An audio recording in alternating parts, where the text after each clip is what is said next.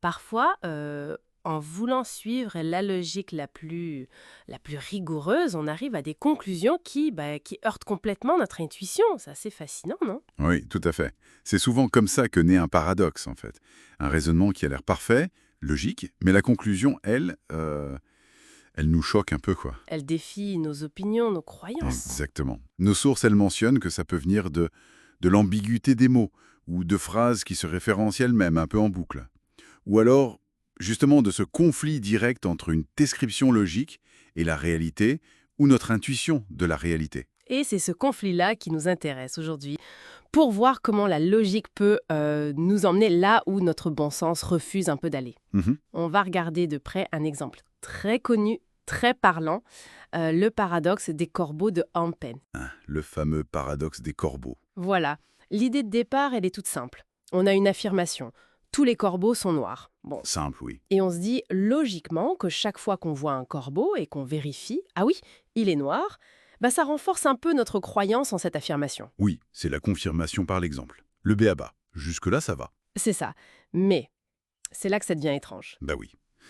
Parce que, d'un point de vue purement logique, cette phrase « tous les corbeaux sont noirs », Mhm, elle est strictement équivalente à une autre phrase, sa contraposée. mhm. Tout ce qui n'est pas noir n'est pas un corbeau. D'accord, logiquement, elles disent la même chose. Exactement la même chose. Si l'une est vraie, l'autre l'est aussi. Si l'une est fausse, l'autre aussi. Elles tiennent ou tombent ensemble. Ok, alors, attends. Si elles sont logiquement pareilles, ça veut dire que ce qui confirme l'une, Confirme l'autre aussi. donc, si je prends, je sais pas, cette chaussure blanche-là par terre, D'accord? elle est bien non noire. Et c'est clairement pas un corbeau. En effet. Donc, observer cette chaussure, ça confirme que tout ce qui n'est pas noir n'est pas un corbeau. Logiquement, oui. Et donc, par équivalence, ça confirme aussi que tous les corbeaux sont noirs. Le fait de voir ma chaussure blanche m'aide à prouver que les corbeaux sont noirs. Là, mon intuition hurle. Et voilà. C'est ça le paradoxe des corbeaux. Ça heurte de plein fouet notre sens commun. Mais la logique formelle, elle est assez têtue. Alors, comment elle s'en sort, la logique? Elle dit « Oui, l'observation de la chaussure blanche confirme logiquement les deux affirmations. » Parce que qu'est-ce qui pourrait prouver que tous les corbeaux sont noirs est faux? Trouver un corbeau qui n'est pas noir. Un corbeau vert ou blanc. Exactement. C'est la seule observation qui réfute l'affirmation, et donc sa contraposée aussi. Du coup, toute observation qui n'est pas un corbeau non noir, que ce soit un corbeau noir, ou une chaussure blanche, ou une pomme rouge, Mhm. est logiquement compatible avec l'hypothèse. Et donc, elle la confirme.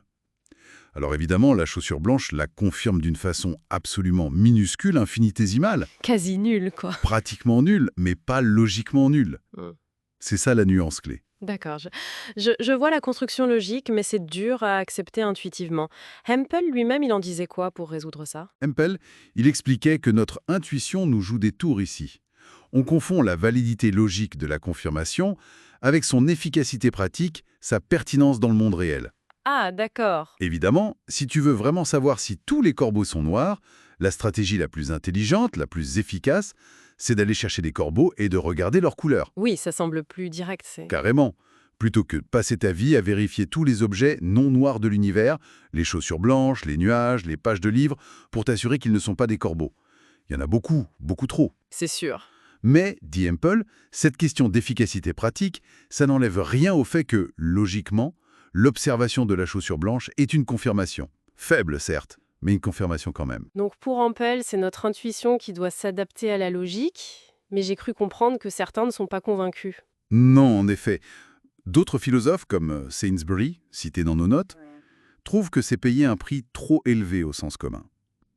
Accepter qu'une chaussure blanche confirme une théorie sur les corbeaux, ça leur paraît trop bizarre. Alors qu'est-ce qu'il propose? Ils se demandent si ce paradoxe ne montre pas plutôt qu'il y a un souci avec nos principes logiques de base sur la confirmation. Peut-être que soit l'idée que deux phrases logiquement équivalentes sont toujours confirmées par les mêmes preuves est fausse, ça c'est le principe E1, Mhm. soit, encore plus radical, peut-être que le principe même qui dit qu'observer un exemple, un corbeau noir, confirme la règle générale, tous les corbeaux sont noirs, n'est pas toujours vrai. Ça c'est géant. Ah oui, Remettre ça en cause, c'est assez fondamental. C'est radical, oui. Sainsbury envisageait de rejeter G1 tout en admettant que ce serait un prix élevé à payer pour la théorie logique. On voit bien les deux camps. D'un côté, Hempel qui dit « la logique est reine, ajustons notre intuition », C'est ça. et de l'autre, Sainsbury qui dit « l'intuition résiste trop, peut-être que la logique a des failles qu'on n'a pas vues ». C'est une tension fascinante. Tout à fait. Et ce paradoxe des corbeaux, il est parfait pour illustrer ça. Cette bataille entre la rigueur abstraite de la logique et notre compréhension plus pragmatique, plus intuitive du monde. Finalement, ce genre de paradoxe, ça nous montre bien comment la logique formelle peut parfois nous emmener dans des coins assez surprenants, voire dérangeants pour notre esprit. Et prendre conscience de ces moments où ça diverge, où la logique et l'intuition ne sont plus d'accord, c'est super important pour aiguiser notre pensée critique, je crois. Oui, savoir faire la part des choses. Voilà. Distinguer la validité logique d'un argument, de sa force de persuasion ou de son utilité pratique immédiate. C'est une compétence essentielle aujourd'hui, avec toutes les infos, tous les arguments qu'on reçoit en permanence. Alors, pour finir, une petite question pour prolonger la réflexion. Si observer une simple chaussure blanche confirme, même un tout petit peu, que tous les corbeaux sont noirs, qu'est-ce que ça implique sur ce qu'on considère comme une preuve dans des domaines beaucoup plus vastes? Bonne question. En science, par exemple, ou même pour nos convictions personnelles. Jusqu'où va la pertinence logique d'une information qui semble, à première vue, n'avoir absolument rien à voir? Où est la limite?